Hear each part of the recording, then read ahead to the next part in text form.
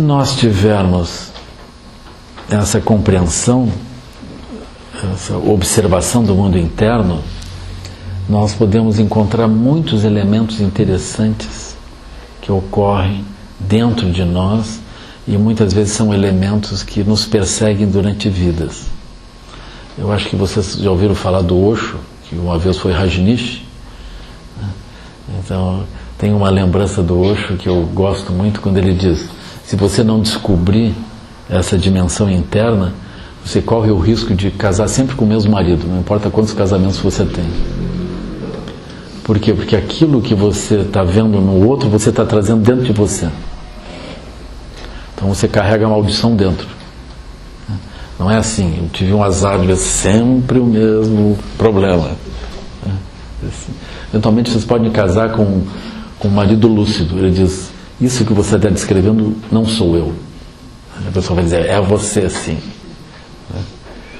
Por quê? Porque dentro dos olhos da pessoa brota aquela sensibilidade, aquela aflição, né? E a pessoa vê no outro sempre essa dimensão. Assim.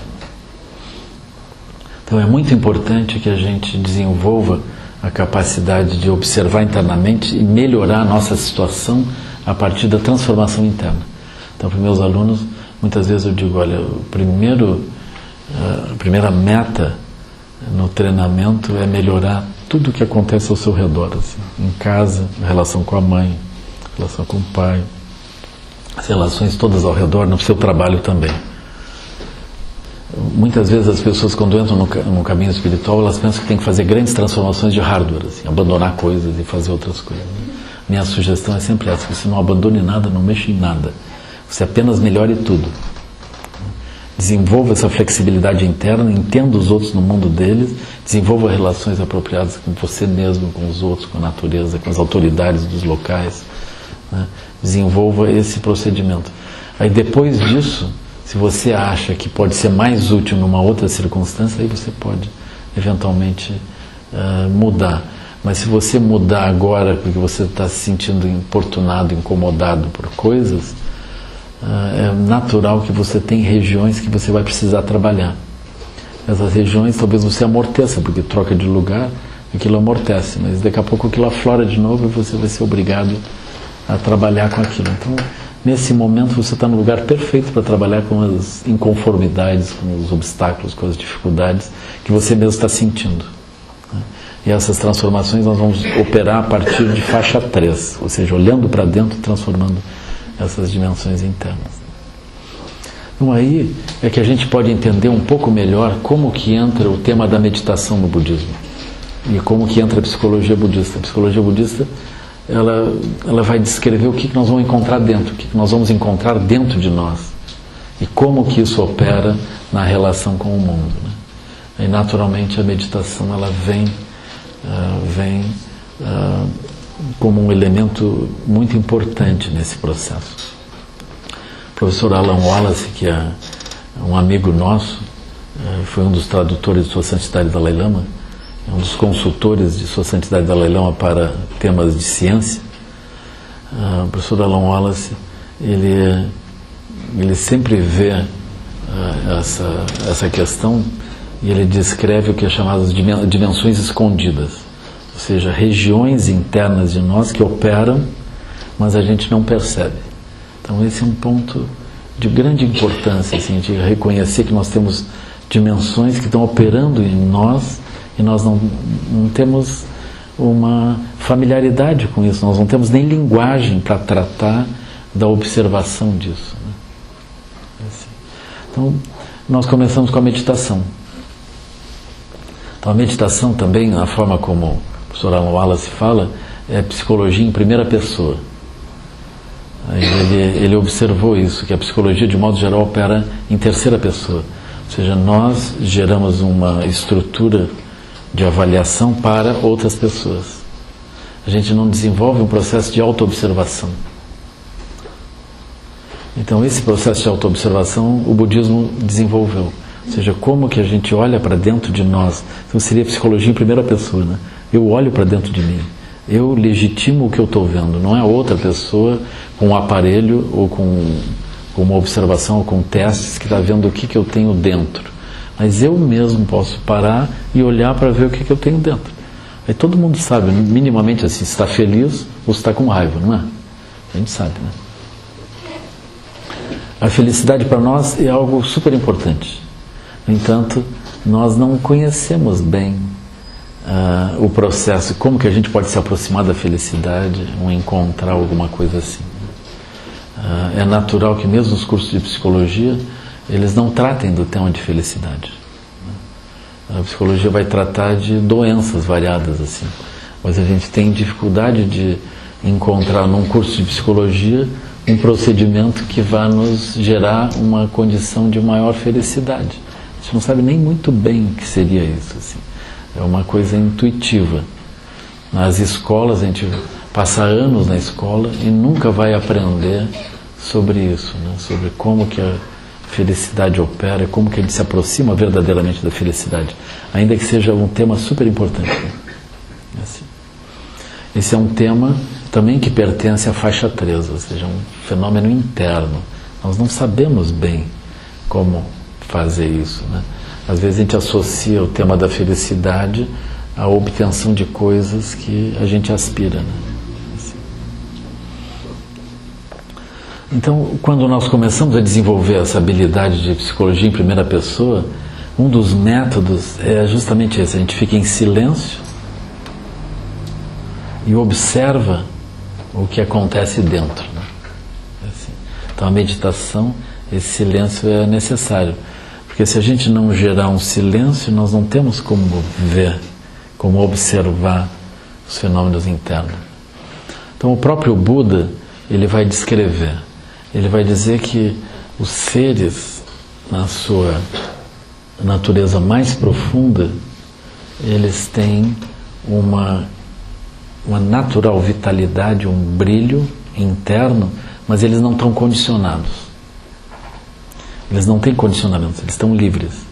Eles podem construir condicionamentos e construir estruturas para operar, mas eles são naturalmente livres. Um exemplo dessa liberdade seria assim: ao longo da nossa vida, a gente já se apresentou com diferentes identidades, já sentiu a nós mesmos de diferentes modos, né? De bebês aos adultos que nós somos hoje. A gente já passou por diferentes fases, eventualmente já se descreveu de formas diferentes. Eu já vi coisas extraordinárias assim, por exemplo, gremistas ficarem colorados. Isso não é uma coisa fácil, assim, tipo cruzeirense se tornar atleticanos, né?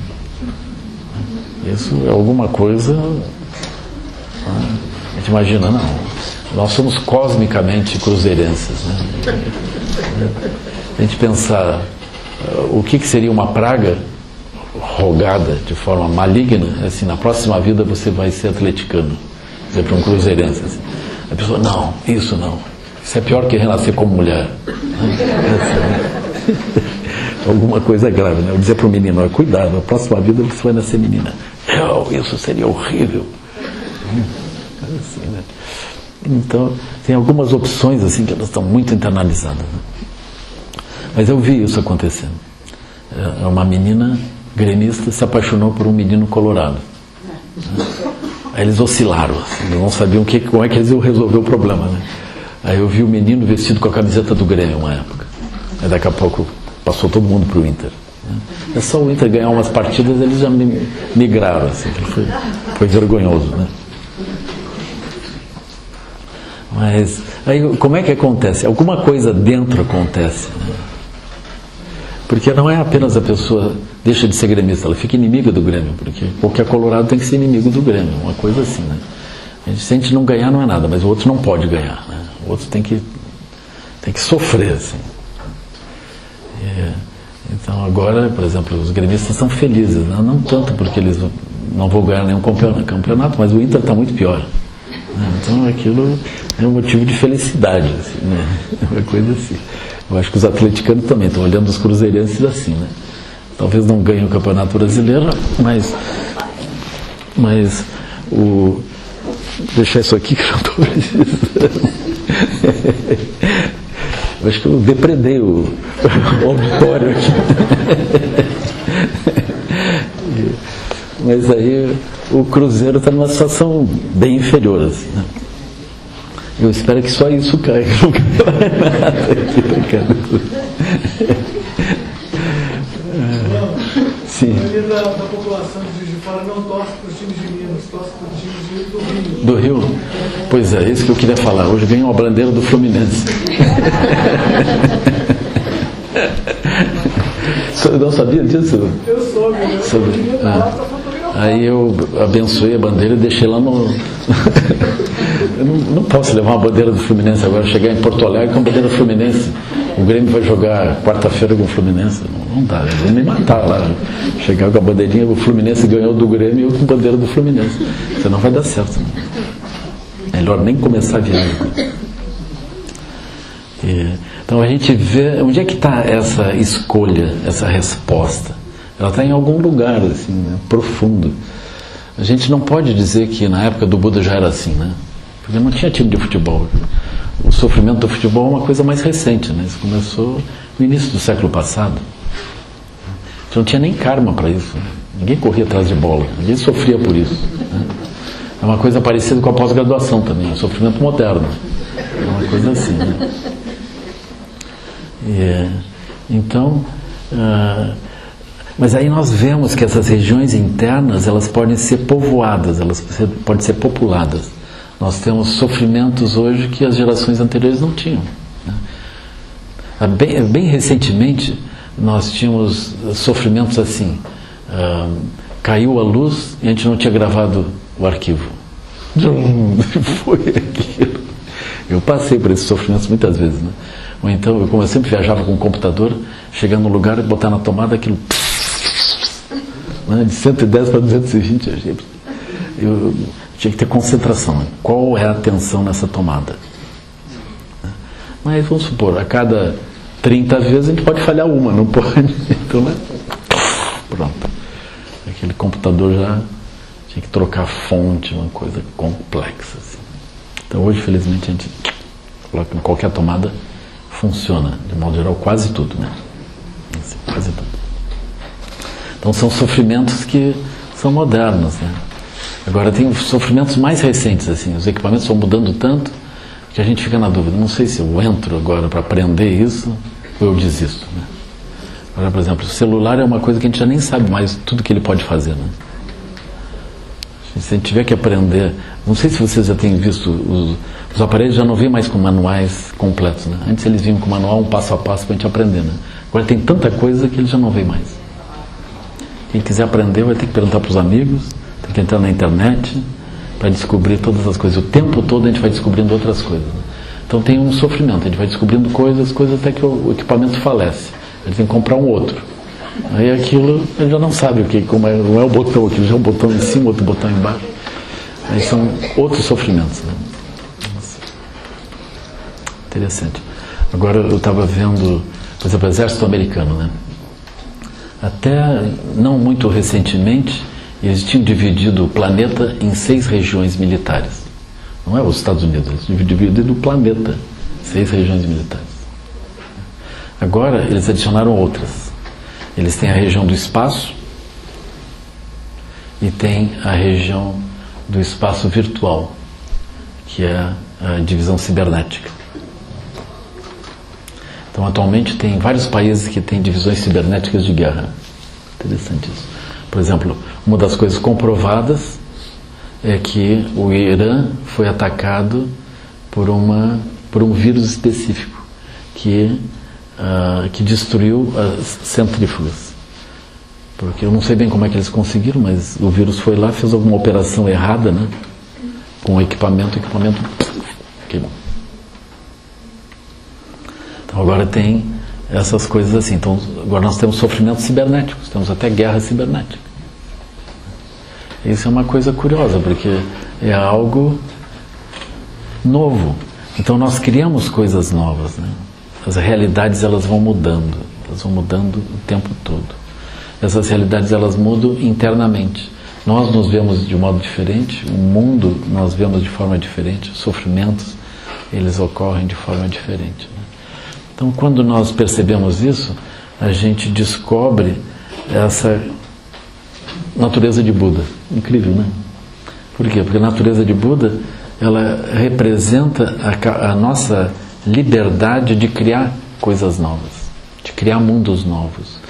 E, portanto, se nós temos essa liberdade de criar mundos novos, nós não estamos presos às estruturas que nós estamos operando. Nós não somos aquilo. Se a gente estivesse preso às estruturas que nós estamos operando, a gente não conseguiria fazer outras e nem abandonar as próprias estruturas. Mas a gente cria outras estruturas e abandona as anteriores. Isso é um significado profundo de uma expressão que é usada no budismo, que é chamada de vacuidade. Vacuidade significa assim: todas as coisas que nós manifestamos dentro ou fora, elas não são fixas. O que há de estável é uma natureza de brilho que é capaz de construir as múltiplas coisas internas e externas. Então, tudo que a gente puder apontar, interno ou externo, são coisas que surgem e cessam, exceto essa dimensão sutil que não tem características em si mesma. Essa dimensão sutil é o aspecto mais profundo e o aspecto último da psicologia budista, de todo o treinamento do budismo, é encontrar essa região. Mas eu vou falar tudo, porque eu não sei se eu volto aqui de fora, nós vamos resolver isso. É assim, essa dimensão sutil, ela pode ser apresentada por um exemplo. Vamos supor que eu tivesse um violino aqui, né? Não que eu saiba tocar, mas eu saiba ele, ó, ou um sino, a gente bate o sino. A gente, quando ouve o sino, tem uma história do Buda, que eu vou contar essa do sino. Assim, né? Vocês ouvem? E agora? Era isso que acontecia na explicação do Buda com Ananda, né? Então ele bateu no copo. Ananda, ouves? Ananda era o melhor aluno dele. Ananda, você ouve? Ouço. Ele põe a mão assim, aí o sino parava de soar, né? E agora? Agora não ouço. Mas Ananda, como é que você pode dizer coisas sem sentido? Eu vou fazer de novo. Agora, vocês ouvem? Sim. E agora? Não. Como que não, Ananda? Você não ouve? Aí é esse ponto. Existe o silêncio, nós ouvimos o silêncio. Então nós ouvimos o silêncio e ouvimos o acorde. Mas de modo geral, a gente não diz que ouve, senão o acorde, o silêncio a gente não vê. Do mesmo modo, a mente, nós vemos os pensamentos, mas nós não vemos o silêncio da mente.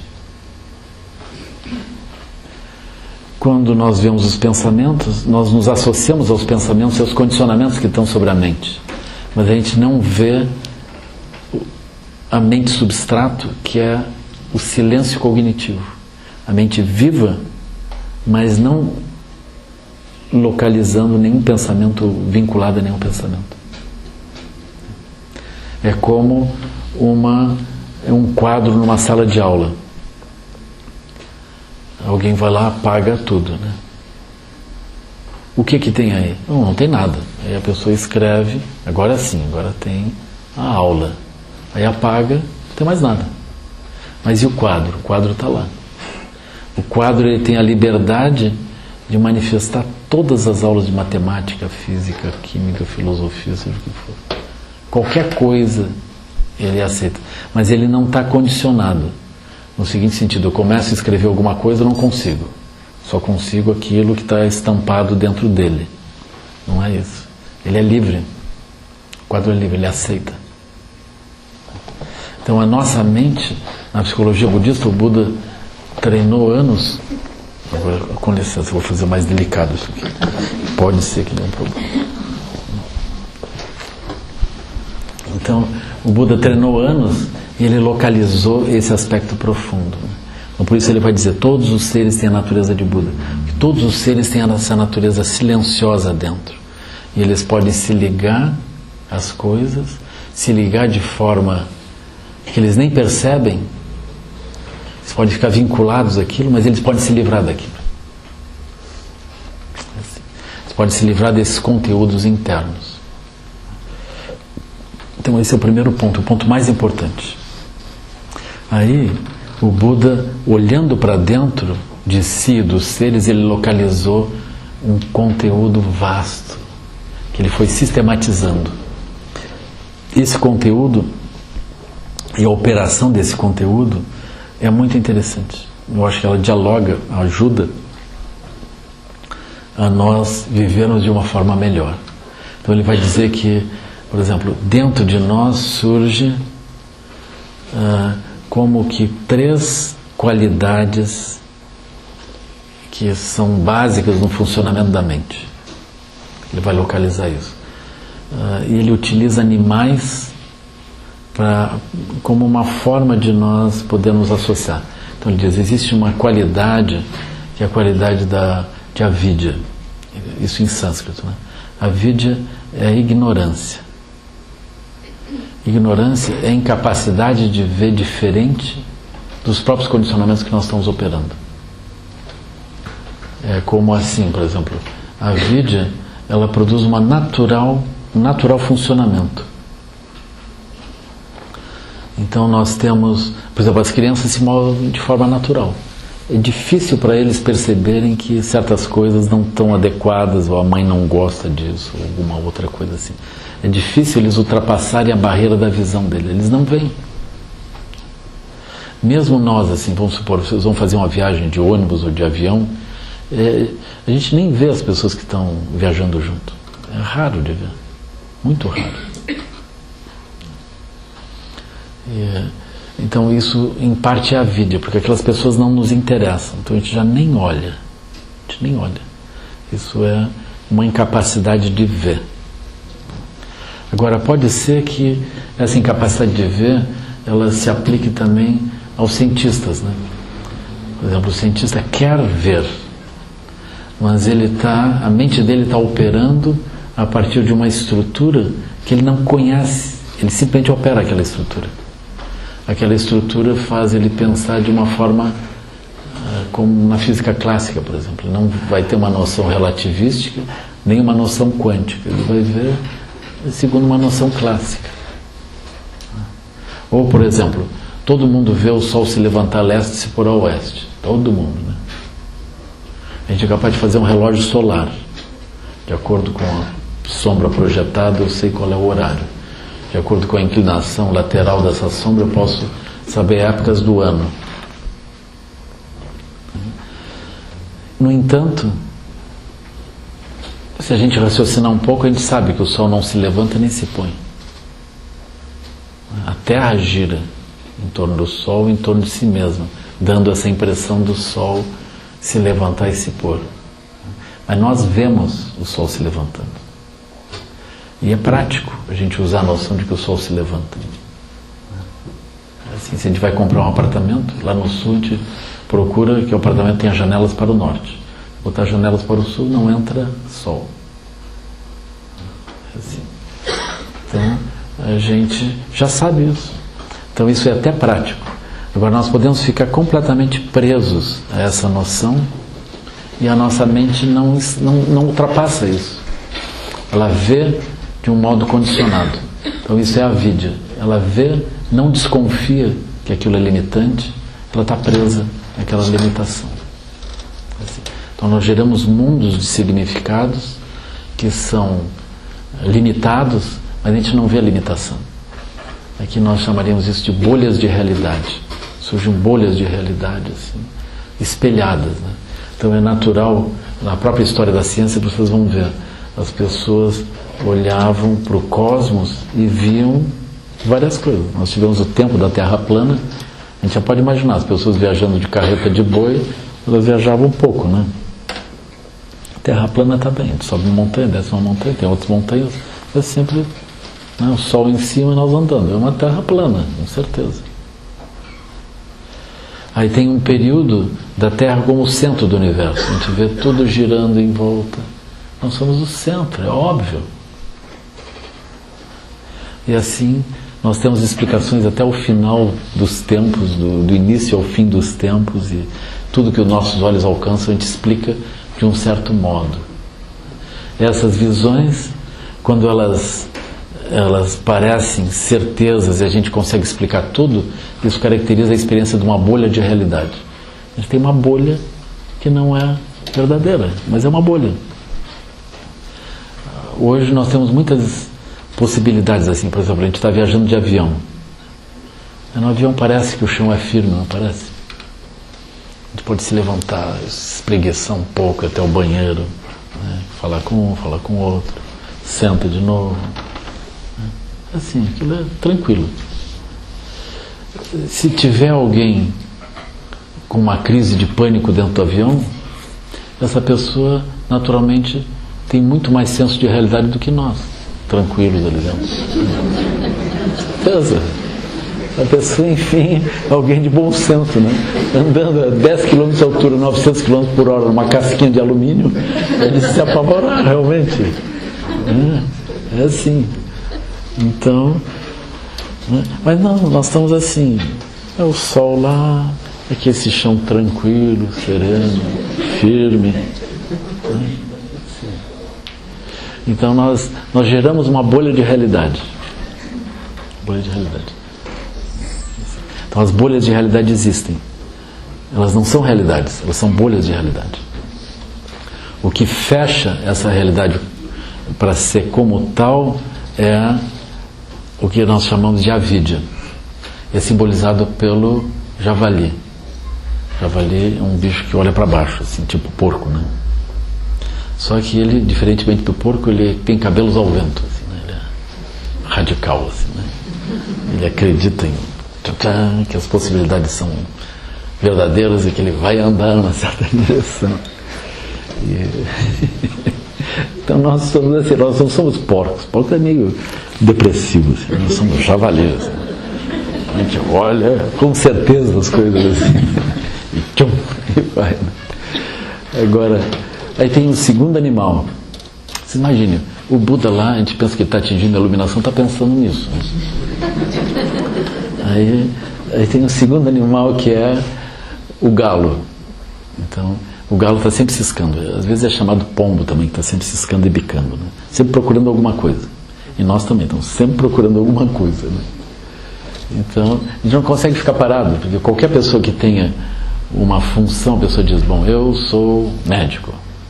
A pessoa vai ter que exercer medicina, né? Eu sou professor, vai ter que dar aula. Qualquer um que se apresenta de um certo modo vai ter que fazer aquilo, né? Eu sou baiano, eu tenho que ficar na rede. Uma coisa.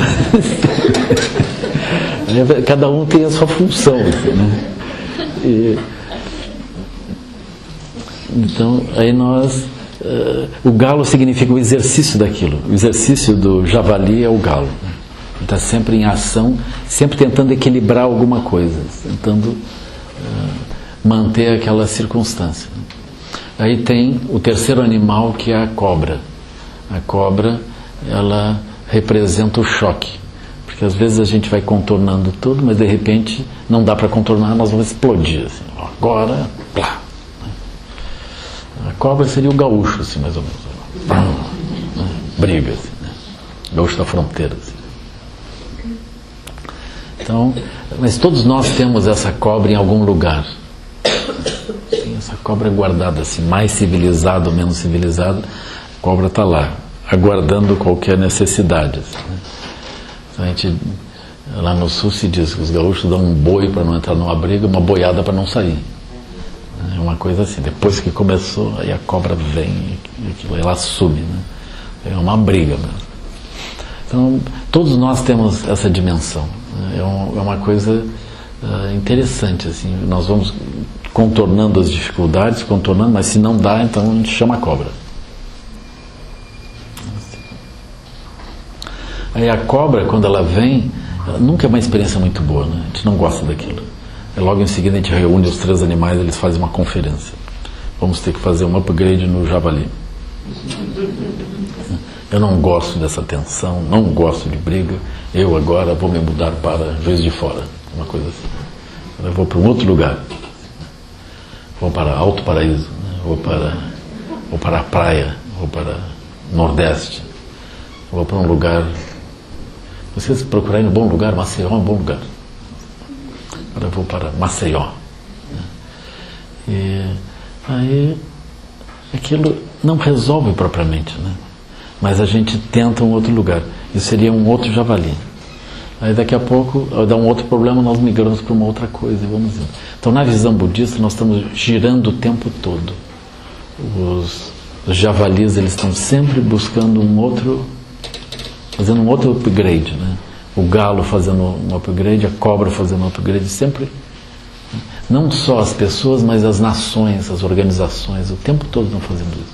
Se vocês olharem, os americanos também estão lá. O Brasil, tem galo, cobra, javali. Todos os seres, as identidades se estruturam desse modo, né?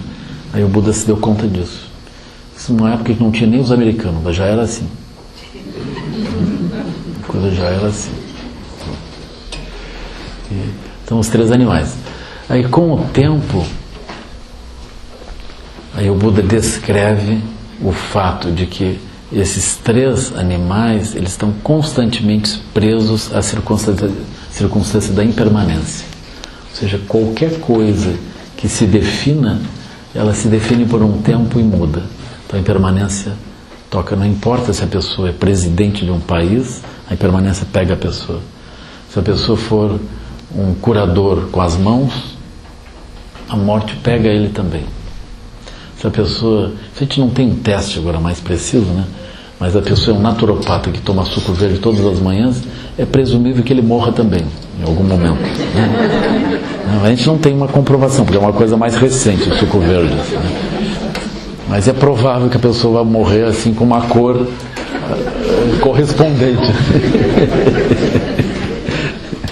Ou então, as pessoas começam a morrer no gozo perfeito da saúde. Né? Vai ter um outro momento aí, morreu saudável. Né? Isso é ótimo para transplantes. Mas ainda assim, a impermanência nos pega. A impermanência pega qualquer configuração. Assim. Pega o Buda, pega Jesus Cristo, pega tudo. Assim. Naturalmente tem alguma coisa que não pega. Mas isso é uma coisa mais secreta ainda. Assim. Mas vamos dizer, então nós vamos indo, né?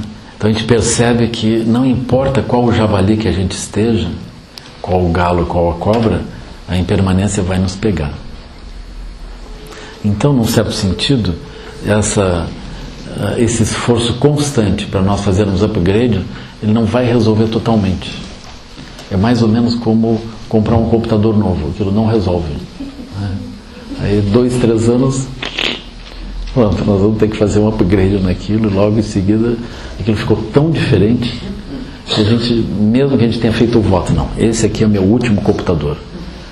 Eu não compro mais nada, esse aqui faz tudo perfeito o que eu quero. Né? Eu já tomei várias decisões desse tipo na minha vida. Assim, né?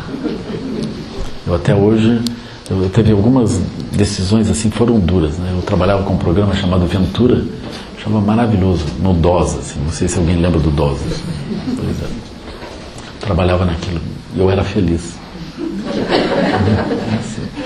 E eu fui funcionando aquilo, aí o que acontece? O hardware começa, eu não vou trocar, esse programa eu vou seguir, eu fui conseguindo ajeitar e funcionar ele muito bem sempre. Mas acontece que o hardware foi quebrando. Agora quando tu troca o chip, troca o processador já não tem mais compatibilidade com o programa. Ele não roda mais o programa. Aí eu me nego a aprender os outros programas, os outros softwares. Foi assim. Essa é uma decisão que eu ainda... Naturalmente, antes de comprar o primeiro computador, eu fiz um voto de fidelidade eterna na minha máquina de escrever. Eu viajava com ela, me dava muito bem, fui feliz com ela por um longo tempo. E aí eu fui obrigado a entrar nessa infidelidade, né? Foi o meu primeiro computador, assim. E lá pra cá, situação grave. Aí eu pensei, não, na Apple eu não entro. Aí ganhei um iPad.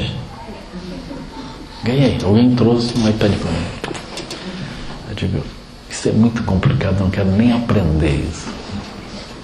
Aí daqui a pouco eu estava lá, interessante, né? Aí eu pensei, eu acho que eu vou, interessante colocar uns livros dentro, porque nele eu carrego um monte de livros, né? Não que eu vá ler os livros, mas eu carrego. Aquilo dá para botar uma biblioteca inteira ali dentro, que fantástico, que maravilha, né? Assim. Mas eu pensei, não tem porta USB. Isso aqui é uma conversa moderna. O iPad não tem porta USB, pessoal. Como é que nós vamos ter um computador que não tem porta USB? Pense. E não tem chip para baixar programa. Ele é fechado. Se eu tiver uma região Wi-Fi, ele funciona. Se não tiver, não funciona. Aí não dá. Isso é coisa de americano. Não dá. Desisti. Aí passou um tempo, o que acontece? Ganhei um outro iPad. Se vocês quiserem me dar um iPad, agora também pode me dar. Agora baixei agora. Eu ganhei um outro iPad que dá para botar chip e ele baixa os e-mails e conecta com o Vivo, claro. Agora estou muito feliz, né? Estou num outro casamento agora. Estou numa época de felicidade, assim. Então vocês vejam, né? Difícil a pessoa tomar uma decisão para uma vida, né? Então isso é impermanência. As coisas giram o tempo todo. Mas aí o Buda explica uma outra coisa super importante. Então ele diz, essas áreas internas, os javalis, eles podem se dividir em 6 classes de javali. Tem os javalis da infelicidade, que são associados ao reino dos infernos. É mais assim, quando nós estamos operando com o chip dos infernos, javali dos infernos, qualquer coisa que acontece a gente consegue ficar infeliz, ou preocupado, ou com medo. Por exemplo, vocês ganham uma passagem aérea para a Disneyland, vamos supor assim, né? A Disney é horrível, coisa de americano. Além do mais, o avião pode cair. Aí sempre tem alguém que diz, você vai para lá, isso é horrível. Eu me admiro de você. Assim. Se vocês ganharem uma bolsa para a Alemanha, vamos supor, aí vai aparecer alguém e vai dizer, os alemães são horríveis, são duríssimos. Aquilo você vai ver, que tristeza aquilo. Você passou no curso de psicologia. Aí as pessoas vão dizer, curso de psicologia é coisa para louco. Aquilo é horrível, nada daquilo importa. Além do mais, você vai ficar super estressado. Então a gente sempre pode olhar desse modo, né? Sempre pode olhar assim. Aí ganhou uma entrada para o show do Paul McCartney. É gente demais. Isso é uma coisa que o Paul McCartney já passou. Aqui não dá. Estou aqui pensando, posso me mexer ou não?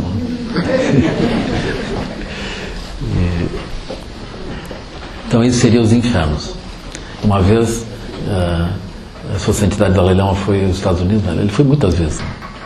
Mas isso era o remoto ano de 1991. Vocês eu acho que não eram nascidos antes. Aí, Sua Santidade Dalai Lama foi o ano internacional do Tibete. Aí uma pessoa me ofereceu uma passagem para eu ir. Eu já era budista na época, assim. Me ofereceu uma passagem para ir lá assistir os ensinamentos e as iniciações de Kalachakra, ouvir os ensinamentos de muitos diferentes mestres que estavam vindo com ele. Eu achei aquilo super bom, né? Aí veio uma pessoa e me disse, olha, os dias escuros estão se aproximando. Se você for, você não volta.